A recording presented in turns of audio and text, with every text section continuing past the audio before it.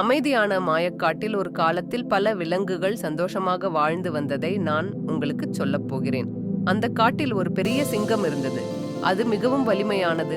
ஆனால் அதற்கு தன்னுடைய பலத்தை பற்றி கொஞ்சம் அதிகமான பெருமை இருந்தது. அதே காட்டில் ஒரு சிறிய முயலும் இருந்தது. அது மிகவும் புத்திசாலி.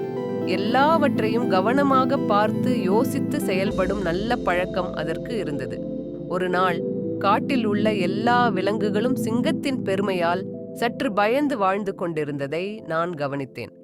அப்போது அந்த சிறிய முயல் தனது அறிவை பயன்படுத்தி ஒரு நல்ல பாடம் கற்பிக்க வேண்டும் என்று நினைத்தது. அடுத்த நாள் காலை முயல் சிங்கத்தை ஒரு ஆழமான கிணற்றின் அருகே அழைத்துச் சென்றதை நான் பார்த்தேன்.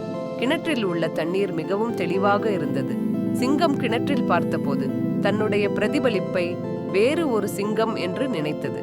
அதை பார்த்த சிங்கம் ஆச்சரியமாகவும் சற்றே பயமாகவும் உணர்ந்ததை நான் உணர்ந்தேன்.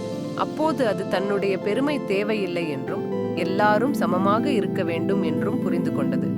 அந்த நாளிலிருந்து சிங்கம் மிகவும் நல்ல மனசுடன் மற்ற விலங்குகளை அன்பாக நடத்த ஆரம்பித்ததை நான் மகிழ்ச்சியுடன் பார்த்தேன்.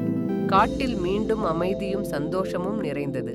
இந்த கதையிலிருந்து நான் உங்களுக்கு சொல்ல விரும்புவது என்னவென்றால், பலம் இருந்தாலும் அறிவு இல்லாமல் அது முழுமையில்லை. அறிவுதான் உண்மையான சக்தி. நல்லொழுக்கம் அறிவு பலத்தை விட பெரியது. நீங்கள் எப்போதும் யோசித்து நல்ல முடிவுகளை எடுத்து புத்திசாலியாக நடந்து கொள்ள வேண்டும் என்று நான் நம்புகிறேன்.